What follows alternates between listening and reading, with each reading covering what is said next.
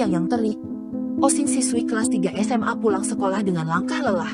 Ia berhenti sejenak di sebuah saung kecil di pinggir jalan. Duduk sendiri, ia memandang langit sambil menahan sesak yang sudah lama dipendam. Sebentar lagi ujian kelulusan, harusnya ia bisa bahagia seperti teman-teman lainnya yang sudah siap menyongsong masa depan. Tapi tidak dengan Osin. Di balik senyum tipisnya setiap hari, ia memendam kekhawatiran besar. SPP sekolahnya masih menunggak. Tanpa itu lunas, mana mungkin ia bisa ikut ujian? Bagaimana mau lulus? Pikirannya tak berhenti berputar. Di rumah, ibunya sedang terbaring sakit. Tak ada biaya untuk berobat. Sementara ayahnya sudah lama meninggal. Meninggalkan beban hidup yang tak ringan. Osin harus kuat. Walau kadang ia sendiri rapuh. Di saung itu, Osin menatap ujung jalan, seolah mencari jawaban dari semesta. Apakah harapannya bisa tetap hidup di tengah himpitan kenyataan?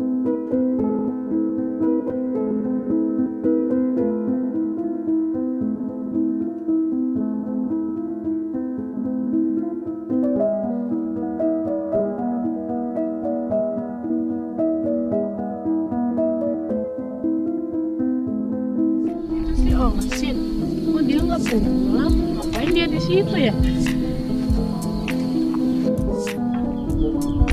Bella, Sin, ngapain kamu di situ, Sin? Tak lama Osin duduk termenung di saung kecil itu. Datanglah Bella, teman sekelasnya yang secara tak sengaja lewat dan melihat Osin sendirian. Bella menghampiri dan duduk di sampingnya. Ngapain kamu di sini sendirian? Sin, tumben gak langsung pulang. Osin tersenyum kecil, berusaha menyembunyikan beban di hatinya. Cuma capek aja. Bill, mau istirahat sebentar. Mereka berbincang ringan. Bella tahu, di balik senyum tipis Osin, ada sesuatu yang tak biasa. Tapi ia tak memaksa bertanya lebih dalam. Melihat Osin tampak lesu dan murung, Bella lalu berkata dengan nada ceria, "Yuk, main ke rumah aku sebentar. Ada cemilan, bisa santai-santai dulu. Biar pikiranmu gak tegang terus." Osin sempat ragu, tapi akhirnya mengangguk pelan. Ia pikir, mungkin memang perlu sedikit udara segar meski hanya sebentar untuk menenangkan hati yang sedang berat. Air putih aja deh, nggak ada jusnya. Sin, jusnya udah nggak ada, Sin. Adanya air putih nggak apa ya? Iya, Sin. Kita ke situ aja yuk, buka-buka PR kayak apa aja yuk. Di situ. Yuk. Tasnya bawa. Jalan ya.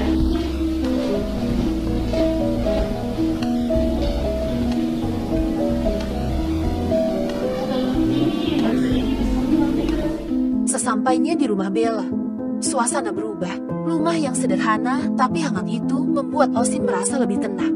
Bella benar-benar jadi teman yang bisa diandalkan. Ia mendengarkan keluh kesah Osin tanpa menghakimi, tanpa menyela. Hanya menjadi telinga yang siap menampung. Kamu kuat banget, Sin, tapi kamu gak sendiri. Kalau kamu butuh sesuatu, bilang aja ke aku ya, ucap Bella tulus. Suasana mengharu itu terpotong ketika pintu depan terbuka. Seorang pria muda masuk, mengenakan kemeja rapi abu-abu. Osin refleks berdiri karena kaget. Itu siapa? Bel, bisiknya pelan. Oh, itu om aku. Ini juga rumah dia, jawab Bella santai sambil menyapa pria itu. Baru pulang kerja ya? Om, Osin tercengang. Ia tak menyangka sosok yang disebut om itu ternyata masih sangat muda. Bahkan lebih terlihat seperti kakak daripada paman. Pria itu menoleh dan tersenyum ramah kepada Osin, lalu bertanya singkat, "Teman Bella ya? Siapa namanya?" Osin hanya mengangguk sambil tersenyum canggung dan memperkenalkan dirinya. "Aku Osin om," lalu omnya berkata, "Saya Reza."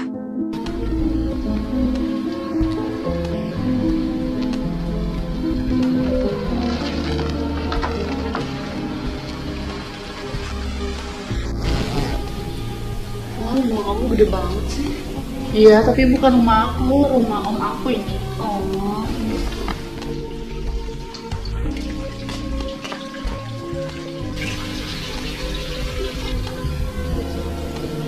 Hey Bel, Ya om.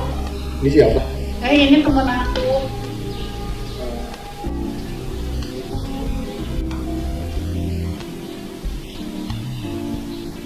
Siapa namanya?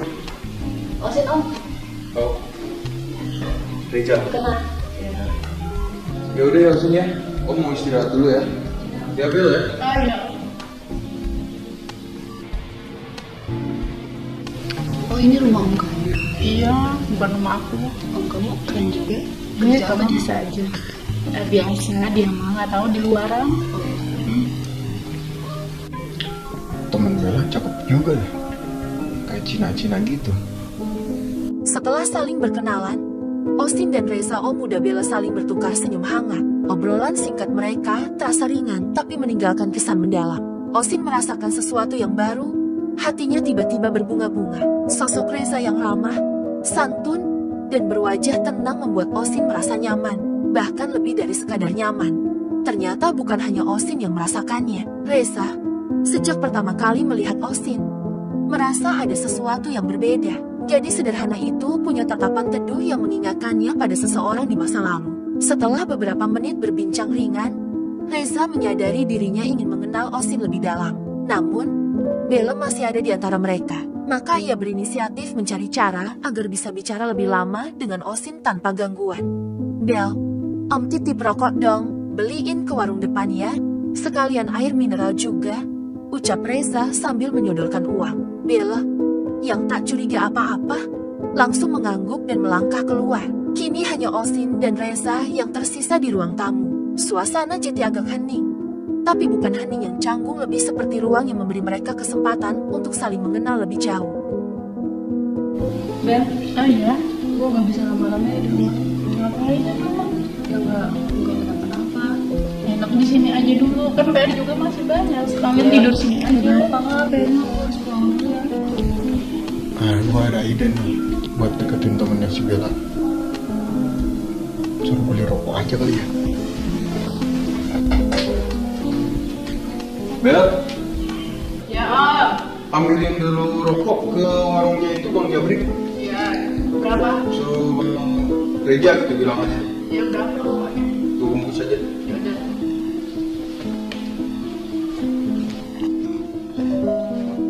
Setelah Bella pergi ke warung, Reza dan Osin pun akhirnya punya kesempatan untuk ngobrol lebih santai. Awalnya hanya basa-basi soal sekolah, hobi, dan kabar keluarga. Tapi perlahan, obrolan itu berubah jadi lebih hangat. Mereka tertawa bersama, saling melempar pandangan yang sesekali tertahan seolah diam-diam sedang membaca hati satu sama lain. Reza kagum dengan kepolosan dan ketulusan Osin. Sementara Osin, yang sebelumnya begitu murung, merasa seperti menemukan cahaya kecil dalam hidupnya yang sedang gelap. Namun, momen itu tak berlangsung lama. Suara pintu terbuka terdengar, dan Bella masuk sambil membawa sebungkus rokok dan air mineral. Ia langsung melempar candaan sambil tertawa. Hayo, ngapain kalian berdua? Kok dim-dim seru amat sih mukanya? Reza dan Osin saling pandang, lalu tersenyum canggung. Osin berusaha menahan pipinya yang memerah, sementara Reza hanya tertawa kecil. Hei, aku cuma sebentar loh ke warung, tapi kalian udah kayak teman lama aja. Lanjut Bella, masih menggoda. Candaan Bella memang tak ia anggap serius. Tapi ia tak sadar, saat dirinya ke warung tadi, ada benih rasa yang mulai tumbuh di antara pamannya dan sahabatnya. Diam-diam, perasaan itu mulai berakar. Apa ya? Udah.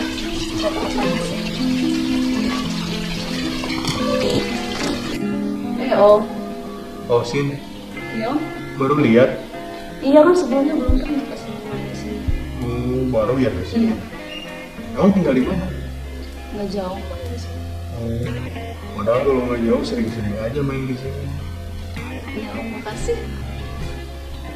Osin udah punya pacar? Kok Om gitu sih nanyanya? Ya, enggak, nanya-nanya aja. Nggak ada sih, kenapa Om? Enggak, nanya aja sih. Iya nggak ada. Nggak ada ya? Iya. Iya, nanya aja sih. Kenapa Om? Enggak apa-apa. Kalau dipikir-pikir, boleh juga Omnya Bella. Ganteng dia. Ah iya, Sin, boleh minta nomor handphone ya? Oh boleh. Kalian enak banget. Iya kan, masa tamu dianggurin, kasihan nanti temennya Bella. Oh iya, nggak apa-apa sih. Nggak apa pulang. Kalian ngapain cepet-cepet? Nggak apa-apa, ntar harus pulang. Yang nginep sini aja. Lain kali ya? Ya udah. Ya. Hati-hati ya. Oke. Iya, oke. Iya. Dah. Jangan lupa besok ya. Iya. Udah gue balik ya. Iya, hati-hati. Ya. Mana kok? Itu ada di depan. Oh, ditaruh depan. Iya.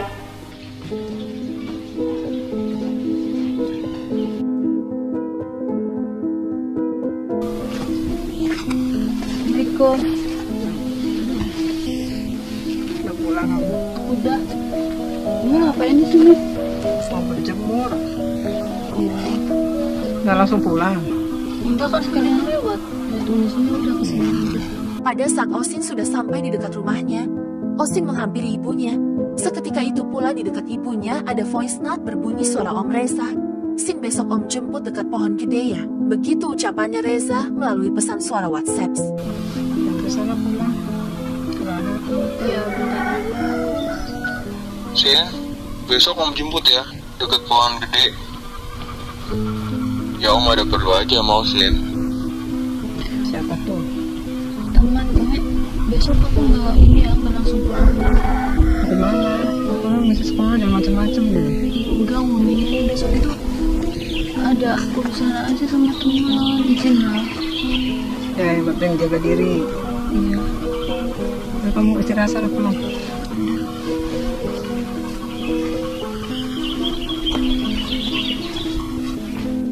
Osin dan Reza berjanjian berjumpa di pohon besar dekat sekolahnya. Tak bisa ia sembunyikan rasa deg-degan dalam dadanya. Meski belum lama kenal, entah mengapa Reza berhasil membuat hatinya luluh. Ada sesuatu dari cara bicara dan sikap Reza yang membuat Osin merasa dimengerti dan dihargai. Keesokan harinya, seusai bel sekolah berbunyi, Osin langsung bergegas ke tempat yang dijanjikan.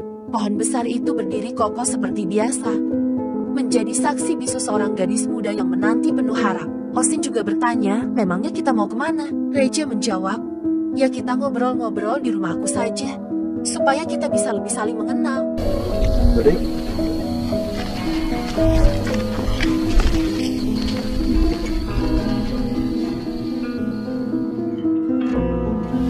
Masih tau nggak?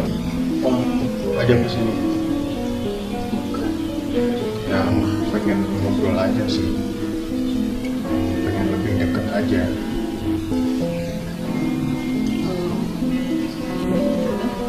Nggak apa-apa kan? Ya, nggak apa-apa. Yaudah.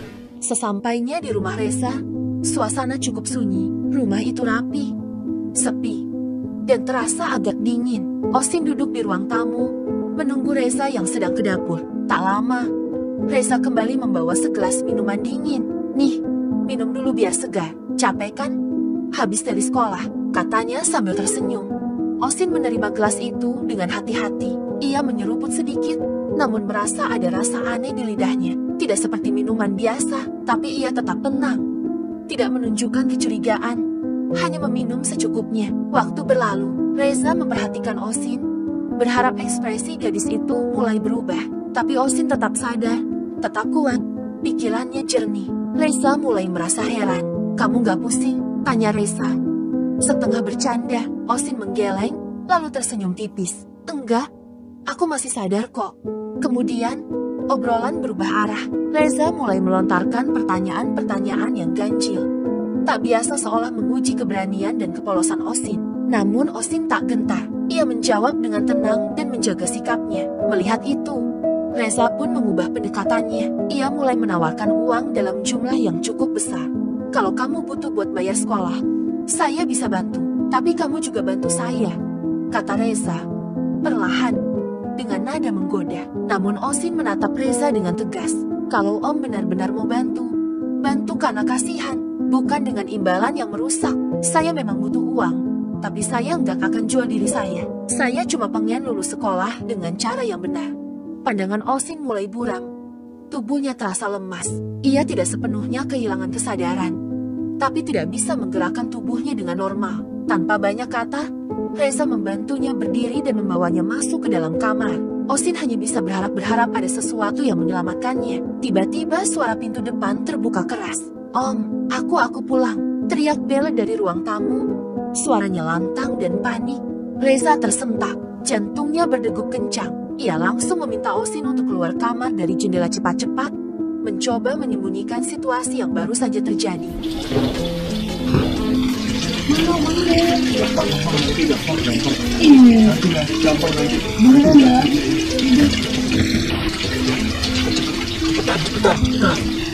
Cepetan ya.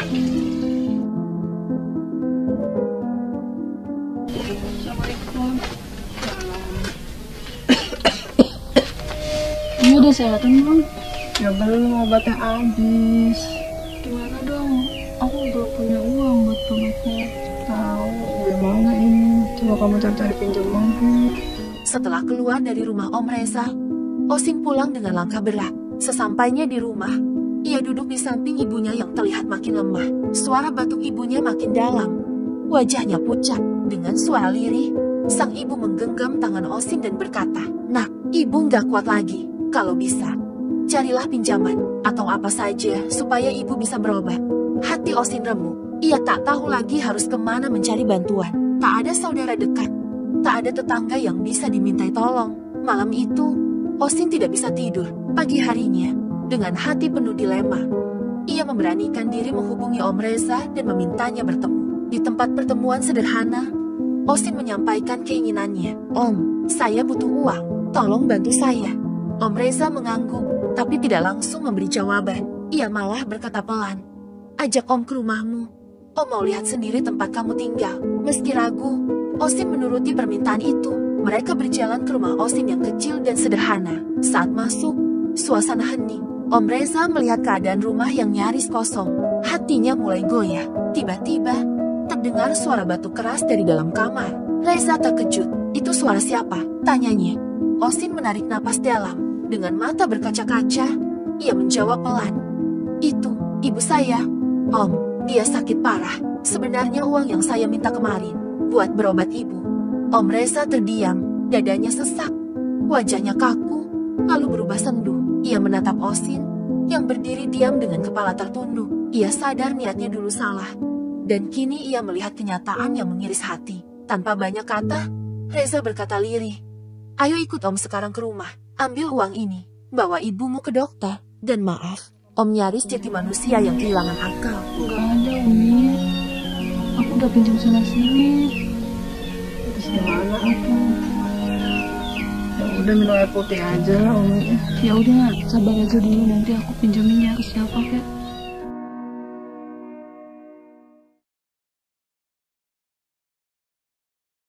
Mana jatuhnya? Kan kemarin nggak jadi. Ya udah sekarang jadiin. Ya udah, tapi aku pengen tahu dulu rumah kamu di mana. Ya udah ikut aja sih ke rumah. Tapi di rumah kamu ada siapa? Kita kan di sana. Siapa-siapa? Ya udah yuk. Yuk.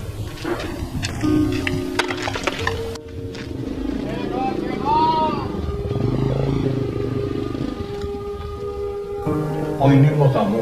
Iya, ini rumah. Mana duitnya? Uangnya ada di rumah. Ya udah ambil sekarang. Ya udah, ayo kita main dulu. Ya udah yuk. Yuk. Itu siapa? Itu kayak aku. Kata kamu nggak ada siapa-siapa. Umi lagi sakit. Oh, Umi kamu lagi sakit. Iya. Makanya dari kemarin aku butuh uang buat berobat Umi. Aku nggak punya uang. Bella tahu kalau Umi kamu sakit. Enggak, aku nggak cerita ke siapa-siapa. Ya udah deh, kamu ambil dulu duitnya di rumah. Ya udah yuk, sama aku aja diantar. Ayo.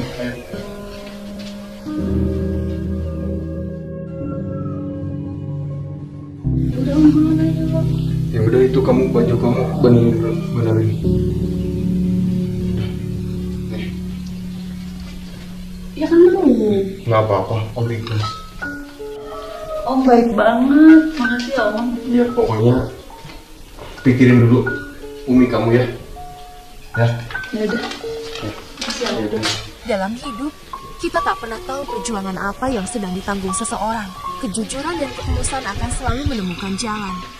Bahkan bisa melembutkan hati yang sebelumnya gelap. Jangan pernah mengorbankan harga diri Tapi juga jangan pernah mengabaikan suara hati yang meminta pertolongan. Dan bagi siapapun yang diberi kuasa, gunakan itu untuk menolong, bukan untuk menyalahgunakan.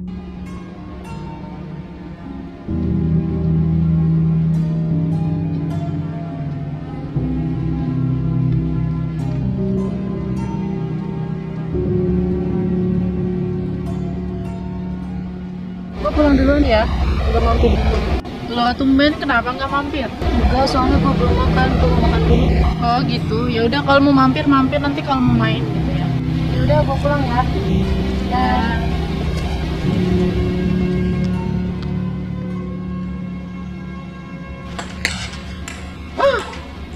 Men, udah. Lu kalah mulu. Gue balik dulu ya. Lu jangan sombong amat. Ada awas kalau udah aja mau gue balas lu ya.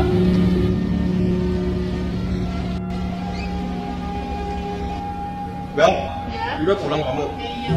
Pulang sekolah kamu jangan bengong terus. Itu ganti baju makan ke apa?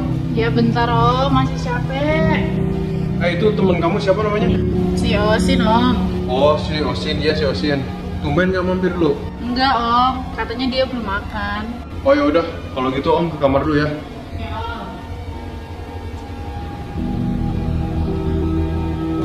Udah tua juga nanyain anak sekolah. Apa gue telepon aja ya si Osin ya? Gue telepon ah.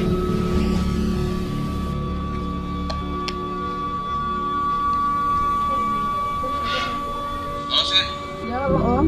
Ini Om mau ngajak ketemuan. Oh, ketemuan. Tumben nggak bareng sama Bella ke rumah Om. Iya, maaf soalnya tadi aku belum makan. Oh ya udah Om langsung tunggu di taman biasa ya. Oh, aku langsung ke sana. Ya udah, aku ganti baju dulu ya.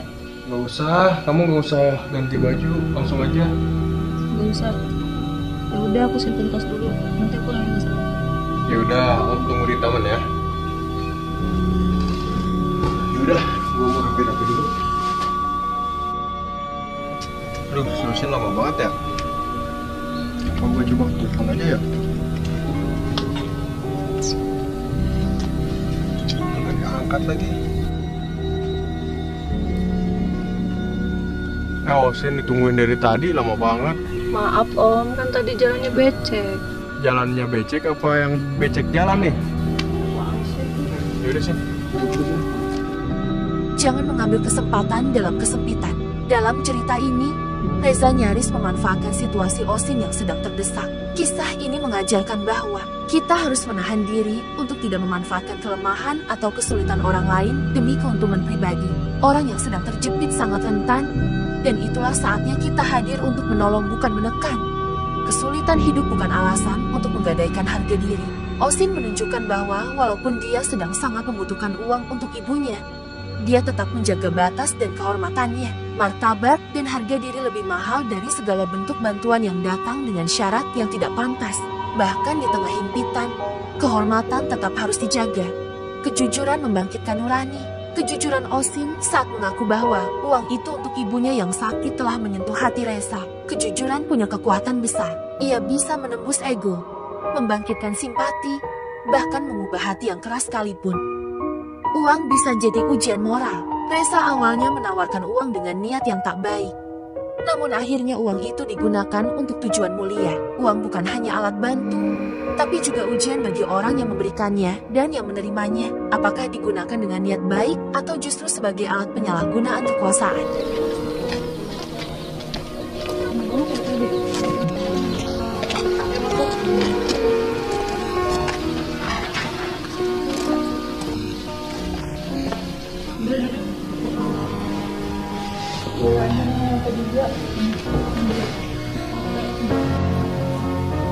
Itu si Bella kayak udah pulang, kayak lagi ngobrol lagi sama temennya. Jangan-jangan mau Osin nanti. Apa gue samperin kali ya? Gue samperin ah.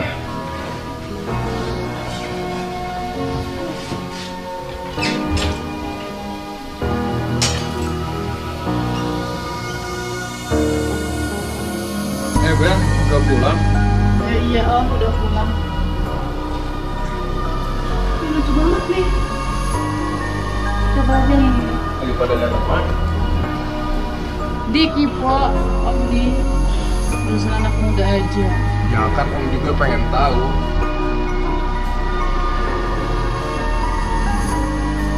Ayo kalian, takut pacaran. Enggak kok. Kita nggak ada apa-apa. Apaan sih, gue masih puas-puas sama om. Ayo kalian, jujur aja sama aku. Mana ada lah om main sama anak SMA. Mau kemana om? Ih, baperan.